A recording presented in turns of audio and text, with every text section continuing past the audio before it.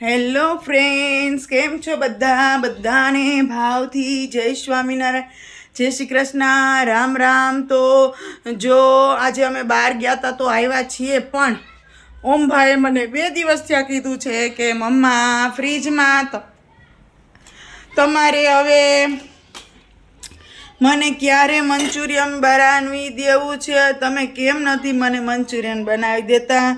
વસ્તુ બગડી જાય ની મમ્મા ફ્રીજમાં. મેં કીધું કે જો અમે ટાઈમસર ઘરે પહોંચી જઈશું ને તો હું તને બનાવી દઈશ. તો અમે ટાઈમસર ઘરે પહોંચી ગયા. હજી 6:15 થયા છે. તો જોવો કે આ કેપ્સિકમ મરચાં પણ તોડી નાખ્યા છે. વસંત મને મદદ કરી હતી કે લાવ સુધારવા લાગુ. પછી આ ગાજરનું કટિંગ પણ થઈ ગયું છે આ મંચુરિયન માટે. હવે કોબી સુધારવાની છે. તો બધું મટીરિયલ અહીંયા તૈયાર કરી અને હવે ઓમભાઈની ફરમાઈશ આપણે પૂરી કરી દઈએ. બીજું શું હોય?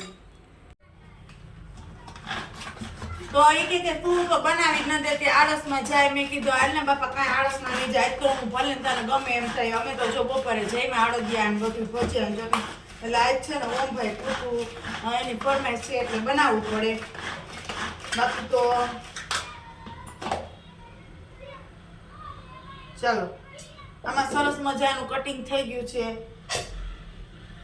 ગાજરનું. હવે કોબીનું કરવાનું છે.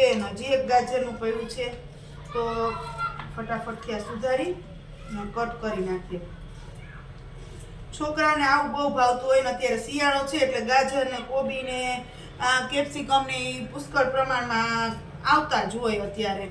એટલે મને એમ થયું કે હાલને હવે 2-3 દિવસ થયા કહે છે ને, પણ મારે કાંઈ ટાઈમ નથી આવતો, મળતો નથી. વચ્ચે 11 આવી ગઈ હતી તો ભૂલાઈ ગયું હતું. એટલે આજ છે ને એને બનાવી દો. ચાલ થોડાક આ નાખી દો એટલે સહેલું પડે. એને એમ છે કે આજે મમ્મા બહાર ગઈ છે ને તો આજે મને નહીં બનાવી દે, પણ નહીં, આજ તો હું એને બનાવી દઈશ. આવશે ને એટલે પૂછશે કે મમ્મા તારા શું જમવાનું બનાવ્યું છે. પણ જો કે આવતા હવે જોઈ લે ને આ બધું પ્લેટફોર્મ ઉપર, એટલે એને ખબર પડી જશે કે ચાલો આપણી ફરમાઈશ પૂરી થઈ ગઈ છે. હમણાં ઘણો સમય ત્યાં નથી બનાવ્યું. દર શિયાળામાં વધારે બનાવીએ, પણ આજ વખતે શિયાળો અડધો વહી ગયો તો પણ મને ટાઈમ ન મળ્યો. એટલે આજ તો પછી હિંમત કરવી જ પડી.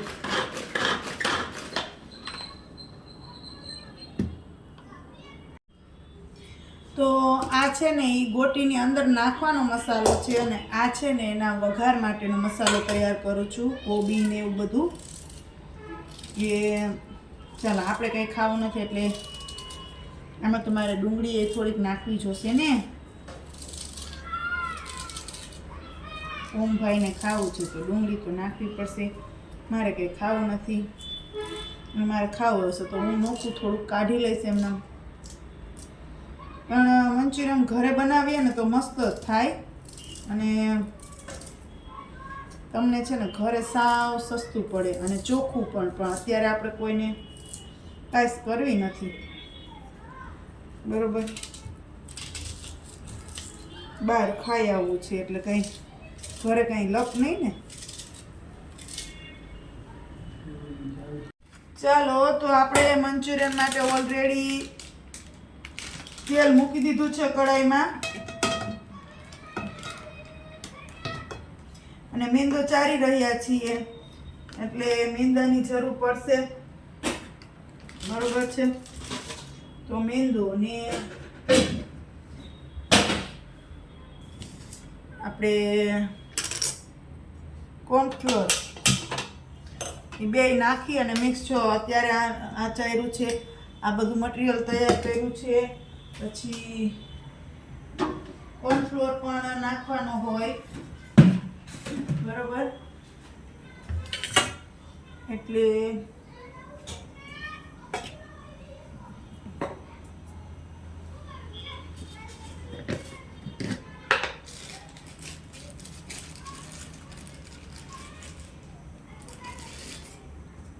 થોડોક કોર્નફ્લોર નાખી દીધો. હવે નિમક ચલાવીએ.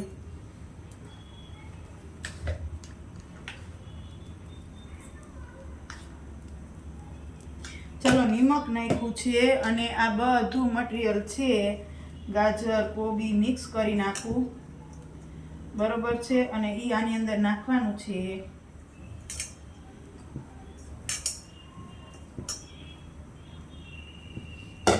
આના આપણે છે ને નાના નાના ભજીયા પાડવાના છે ગોળ ગોળ ગોટી આમ ભજીયા પણ આમ ગોટી ટાઈપના કે ઓછું થોડુંક જ પાણી એડ કરવાનું છે આ મિક્સ કરી આવી રીતના બધોય આની અંદર અને પછી થોડું ઘણું જોઈએ ને એમ જ જોતા પૂરતું જ પાણી આમાં નાખવાનું એટલે આ મંચુરિયનની ગોટી છે ને બહુ સરસ થાય જો આવી રીતના હું આ મિક્સ કરું છું અને આમાં થોડુંક એટલે થોડુંક પાણી એડ કરું છું બરાબર એટલે એકદમ રીતે સરસથી ગોટી છે ને ગોળ ગોળ વળી જાય એના મસ્ત મસ્ત ભજીયા થઈ જાય મંચુરિયનની ગોટી સરસ થઈ જાય અને ભજીયાની જેમ પાડવાના તો છે પણ આને છે ને ભજીયાની જેમ ઢીલો લોટ નથી રાખવાનો આવી રીતના જો આવી રીતના ગોટી બને ને એવી રીતના ગોટી બનાવી અને તળવાની છે તો પહેલાં હું મિક્સ કરી લઉં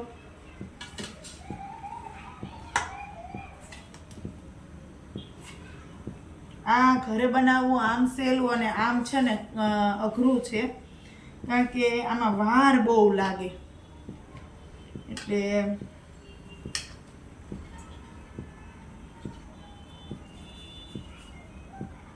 આપણે જોઈ લઈએ તેલ આવી ગયું કે નહીં એમ આમ તો કઢાઈ છે ને બહુ હતી વાપરીને જૂની થઈ ગઈ છે ને એટલે તેલ તો તરત આવી જાય ચાલો તો આપણે ધીમે ધીમે આ ગોટી છે ને નાખી દઈએ તેલ આવી ગયું છે તો સરસ ચાલો જો